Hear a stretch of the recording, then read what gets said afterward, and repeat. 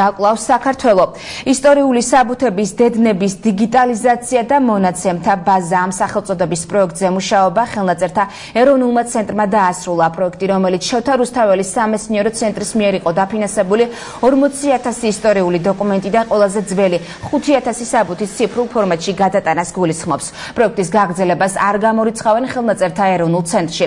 ამისთვის კი საჭირო დაფინანსების მოპოვება. სად და როგორ შეიძლება ისტორიულ საბუთებზე სასურველი ინფორმაციის მიღება, ნახეთ ელენე კავსაძის სიუჟეტში. ეს არის მანდატურ თუხუცესი ჭიაბერის შეწირულობის საბუთი შიომღვიმის მონასტრისადმი. საინტერესო იმით არის, რომ ბოლოში აქვს თამარ მეფის ერთადერთი შემორჩენილი ხელმოწერა, ანუ ხელრთვა. ნიკოლოზ ჟღენტი ერთ-ერთია იმ 6 მეცნიერიდან, რომელთაც 5,000 ისტორიული საბუთის დედანის ელექტრონულ ბაზაში შეყვანა დაასრულეს. Ყველა საინტერესო გამოსახულება.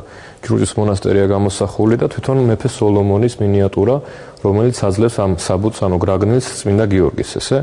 იმერთა სამეფოს გაუქმებამდე 1 წლით ადრე შესრულებული სოლომონ მეფის მინიატურა დათარიღებული 1809 წლით.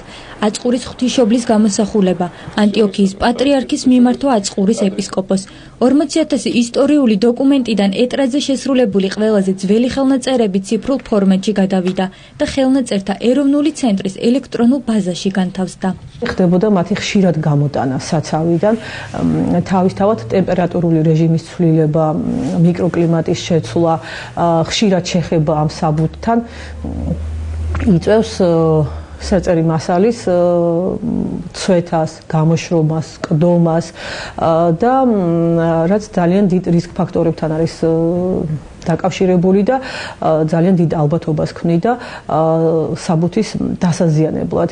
ისტორიული დოკუმენტები, რომლებიც ოდესღაც ხელნაწერთა ეროვნული ცენტრის სპეციალურ საცავში ინახებოდა, დღეს უკვე ვირტუალურ სივრცეში შექმნილ საძიებო ველებში იკითხება. მომხმარებელს შეუძლია ინფორმაცია მოიძიოს კონკრეტული პიროვნების სახელის მიხედვით, გვარის მიხედვით, ასევე შეუძლია ინფორმაცია მოიძიოს კონკრეტული გეოგრაფიული ადგილის მიხედვით. ბაზაში შეგვიძლია ჩავწეროთ მაგალითისათვის ციციშვილი, გვარი, მივცეთ ძებნა და ბაზა გვიჩვენებს ყველა 266 საბუთი არის, სადაც არის გვარი ციციშვილი მოხსენიებული. ხელნაწერთა ეროვნული ცენტრი სამკითხველო დარბაზში 15 აპრილიდან ნებისმიერი მსურველი ისტორიულ დოკუმენტზე სასურველ ინფორმაციას ელექტრონულ ბაზაში მიიღებს.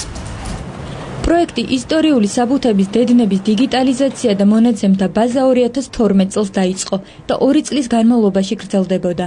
ზომების აღებისა და პირველადი დამუშავების შემდეგ ხელნაწერთა ეროვნული ცენტრის დიგიტალიზაციის ლაბორატორიაში დოკუმენტებმა უახლოესი ტექნოლოგიის მქონე სკანერით ციფრული სახე მიიღეს.